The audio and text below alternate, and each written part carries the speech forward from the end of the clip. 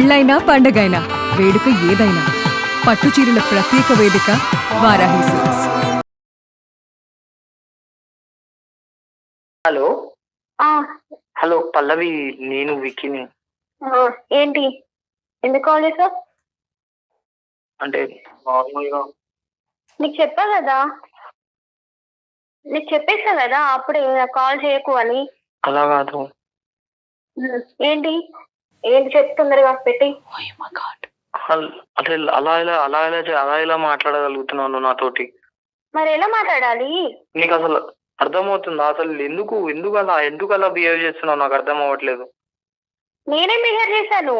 నువ్వే నా జోలికి వస్తున్నావు, నువ్వే ఫోన్లు చేస్తున్నావు.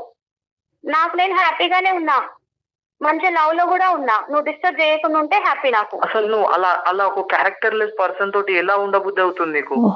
నాలో లేనిదేంది, వాళ్ళలో ఉందేంది? ఏ నోర్ని ఫస్ట్ నువ్వు ఎవరి క్యారెక్టర్ లెస్?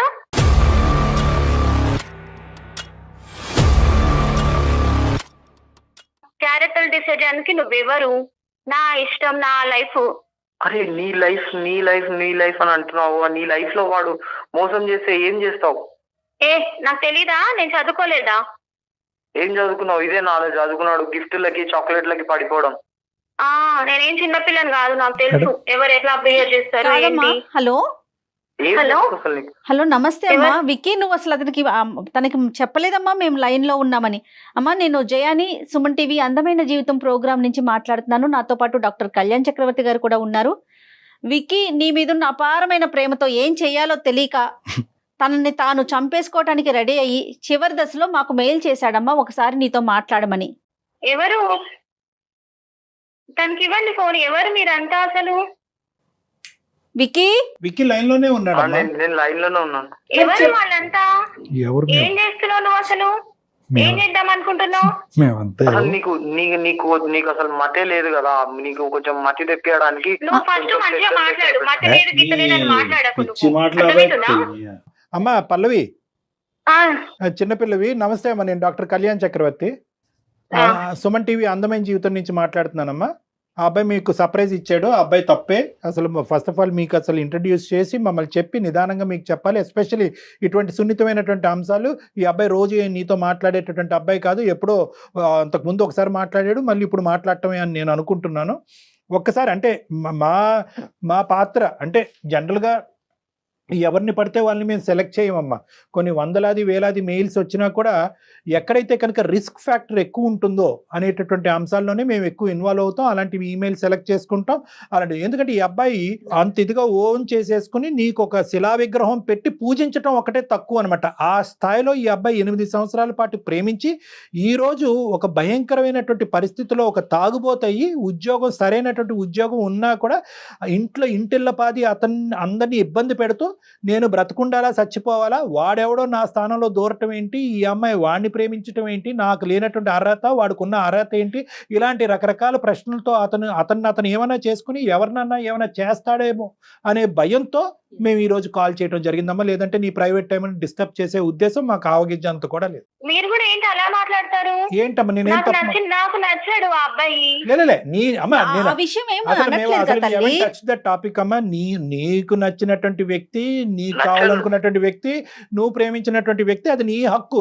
అతనికి కావలసినటువంటి ఒకే ఒక్క ప్రశ్నకి సమాధానం ఏంటంటే సింపుల్ అండ్ స్ట్రైట్. అతనిలో లేనిదేంటి, ఆ అబ్బాయిలో ఉందేంటి?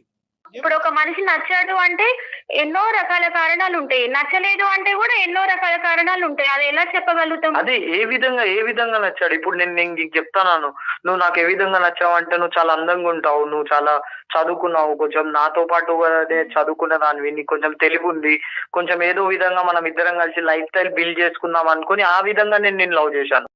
అలా వాళ్ళు ఏముంది, నాలో ఏం లేదు. చూడండి సార్, ఏ అమ్మాయి అయినా సేఫ్ అండ్ సెక్యూరిటీ కోరుకుంటుంది. ఇప్పుడు మా కాలేజ్ లో సీనియర్స్ నన్ను ఒకసారి ఏడిపిస్తుంటే మొత్తం చున్నీ ఇట్లా లాగేసి నన్ను చాలా రచ్చ చేస్తే ఈ అబ్బాయి వికీ అనే అబ్బాయి ఇట్లా బండి మీద నా ముందు నుంచి వెళ్ళాడు. ఏమి మాట్లాడకుండా సైలెంట్ గా వెళ్ళిపోయి అక్కడి నుంచి చూస్తున్నాడు ఏం జరుగుతుందో, ఏం చేస్తారో వాళ్ళు అని. లవ్ చేస్తే అంతేనా చేసేతాను? చూడడం మాత్రమే. అదే వాడైతే నా అజయ్ అయితే తీస్తాలో నన్ను ఏడిపిస్తే కాళ్ళు పట్టుకొని అక్కడే కొట్టి చంపేశాడు తెలుసా. వాడిని అజయ్ వాడు అవరగాడు కాబట్టి అలా చేశాడు. అదే నేను ఎవరు కాబట్టి అమరగాడు?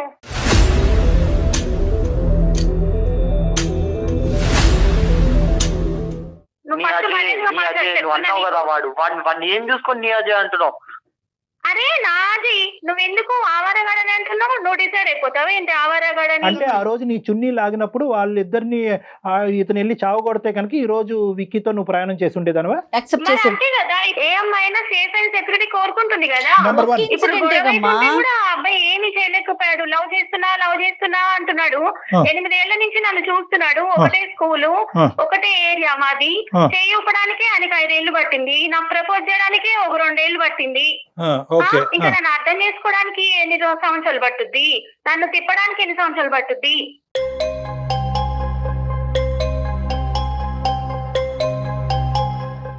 ఇంకా ఏంటమ్మా, పోనీ ఈ అబ్బాయిలో నచ్చినటువంటిది ఒక్కటి చెప్పు తల్లి, పుణ్యం ఉంటది. తనైతే ఎప్పుడు జోలుగా ఉంటాడు సార్. ఎప్పుడు మంచిగా నవ్విపిస్తూ 10 మందిని నవ్విపిస్తూ ఉంటాడు. కాలేజ్ దగ్గర తర్వాత ఒక హీరో ఏడిపిస్తాడు. లాగా ఉంటాడు.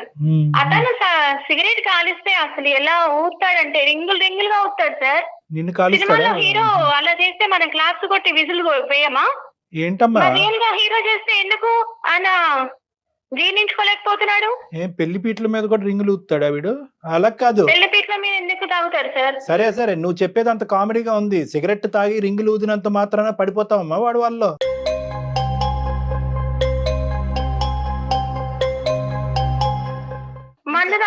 మందు తాగుతాడు అని మాట్లాడతారు. మందు తాగితే ఏంటి సార్, తప్పేముంది? అయ్యా బాబా, మందు ఇప్పుడు అంతా ఫ్యాషన్ అయిపోయింది కదా. అందరూ అసలు తాగకపోతేనే తప్పు ఈ రోజుల్లో అబ్బాయిలు.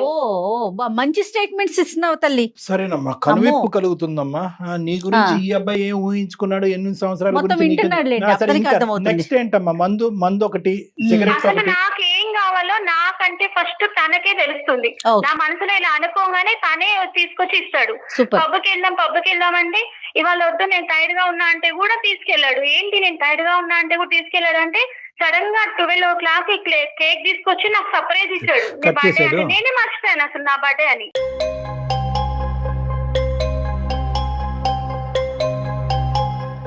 అంతే కదా సార్. ఇప్పుడు మా అమ్మ వాళ్ళని కూడా ఇంట్రడ్యూస్ చేసుకున్నాడు. తానే ఇంటికి వచ్చి నేను అమ్మాయిని లవ్ చేస్తున్నా అని చెప్పాడు. మంచిగా ఇంట్రడ్యూస్ చేసుకున్నాడు. మా ఇంట్లో వాళ్ళు కూడా అబ్బాయి నీకు ఎక్కడ దొరికాడు, ఎంత బాగున్నాడు, ఎంత క్యూట్ గా మాట్లాడుతున్నాడు అని అన్నారు. తెలుసా అసలు ఏం చేస్తున్నాడమ్మా ఇప్పుడు అతను? ఏమన్నా పని చేస్తున్నాడు తల్లి? నీ చుట్టూ తిరిగి నిన్ను సాటిస్ఫై చేయటమేనా అన్ని విషయాల్లో?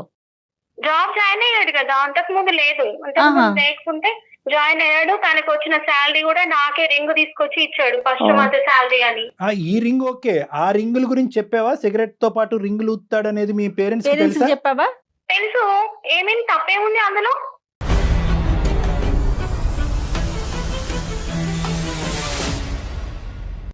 అబ్బో ఏందమ్మా, ఫ్యామిలీ అంతా సరే.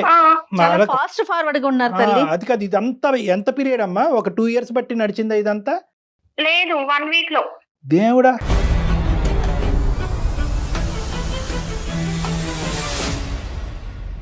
ముందు రోజు వచ్చి చూసాడు, జస్ట్ ఇట్లా హాయ్ చెప్పాడు, హాయ్ అన్న. నెక్స్ట్ డే మా వీధి చివర ఉండి నీతో మాట్లాడాలి బైక్ ఎక్కువ అంటే ఎక్కాను. దారిలో ఐస్ క్రీమ్ బండి ఉంది. ఐస్ క్రీమ్ తింటావంటే అన్నా.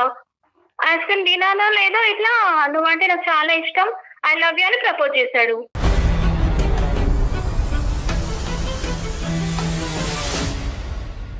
కంగ్రాచులేషన్స్, నువ్వు బ్రతికి బయటపడ్డావు, కొత్త జీవితాన్ని మొదలు పెట్టుకో. కంగ్రాచులేషన్స్.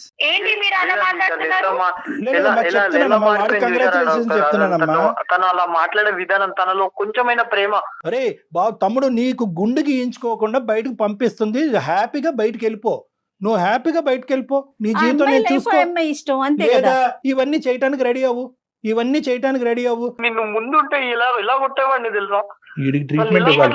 ముందెలా ఉండేవాడు, ఇప్పుడు నా లైఫ్ ఏంటి? నీ లైఫ్ ఏంటి? నీ పేరెంట్స్ తోటి ఇలా మాట్లాడగలవా? వెళ్ళి నువ్వు ఫస్ట్ నీ పేరెంట్స్ వాడు ఏం చేస్తాడని చెప్తావు, వాడి దగ్గర ఏముందని చెప్తావు, వాడు ఏం చేస్తాడంటే ఏమని చెప్తావు? ఏంటి పల్లవి అసలు బజార్ దానిలా మాట్లాడుతున్నావు.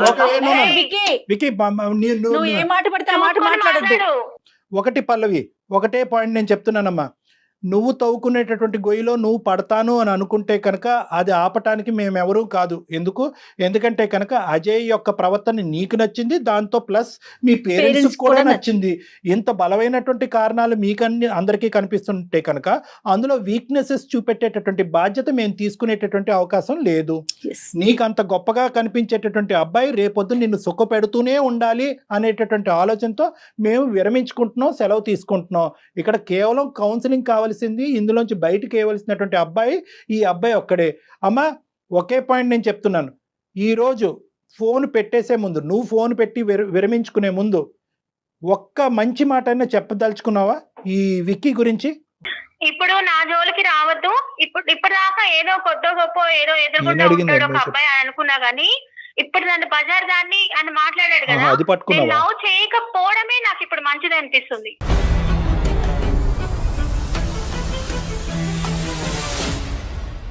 ఓకే ఓకే ఇప్పటిదాకా నేను మాట్లాడింది కూడా నాకు ఇదంతా టైం వేస్ట్ అసలు. Hmm. ఇంకెప్పుడు నాకు కాల్ చేయొద్దని చెప్పండి, డిస్టర్బ్ చేయొద్దని చెప్పండి అంతే ఇక. సరేనమ్మా, Bye. సరే. ఆల్ ది బెస్ట్ తల్లి. నీ ఆల్ ది బెస్ట్, జాగ్రత్త అమ్మా. నువ్వు నీ జీవితాన్ని కాపాడుకో, మేమేం చేయలేం నీ జీవితాన్ని. విక్కీ విన్నావా? ఇప్పుడు ఇన్ని రోజులు ఏమో. దూరంగా చూసుకున్నావు, కనీసం ఇప్పుడు విన్నావా అమ్మాయి మనస్తత్వం ఏంటి, తన మాట తీరేంటి, ఆ అమ్మాయి అసలు ఏం కోరుకుంటోంది? విక్కీ, అసలు ఏం మాట్లాడుతుంది మేడం?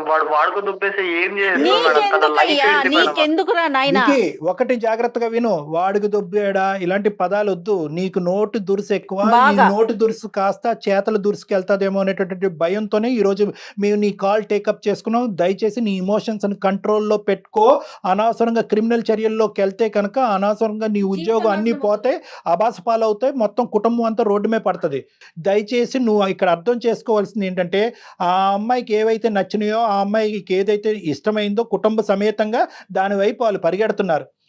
ఇప్పుడు ఆ క్యారెక్టర్స్ అన్ని నువ్వు డెవలప్ చేసుకోవటానికి, నీ వ్యక్తిత్వాన్ని అసాసినేట్ చేసుకోవటానికి, ఒక తాగుబోతు తిరుగుబోతు అవటానికి నువ్వు రెడీ అంటే కనుక ఆ అమ్మాయి నీ దగ్గరకు వస్తుంది. మరి నువ్వు రెడీయా?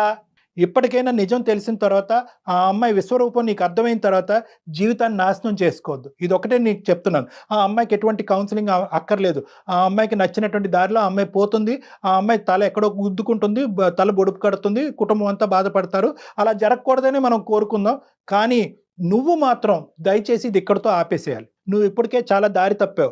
అలవాట్లు లేనటువంటి అలవాట్లు చేసుకుంటున్నావు. తాగుబోతాడు అయ్యో, రేపొద్దున ఉద్యోగం పోవచ్చు, ఏదైనా యాక్సిడెంట్ జరగచ్చు, లేదంటే నువ్వు తాగినటువంటి మత్తులో వాళ్ళిద్దరి మీద ఏదైనా ప్రయోగించవచ్చు, ఏదైనా జరగచ్చు, జైల్లో ఎండ్ అవ్వచ్చు. అమ్మాయి కోరుకుని వచ్చి, ఏమండి నా జీవితం ఇలా చిక్కుముళ్ళలో పడింది, ఆడెవడో తాగుబోతాడు నాకు తగులుకున్నాడంటే కనుక ఆ అమ్మాయికి మనం హెల్ప్ చేయొచ్చు. ఆడు తాగుతేనే నేను సెలబ్రేషన్ చేసుకుంటాననేటటువంటి ఇటువంటి అమ్మాయిలకి మేమేం చేయగలం, వాళ్ళ తల్లిదండ్రులు ఏం చేయగలరు? అయినా కానీ వాళ్ళందరూ ఒకే పడవలో ప్రయాణం చేస్తున్నారు.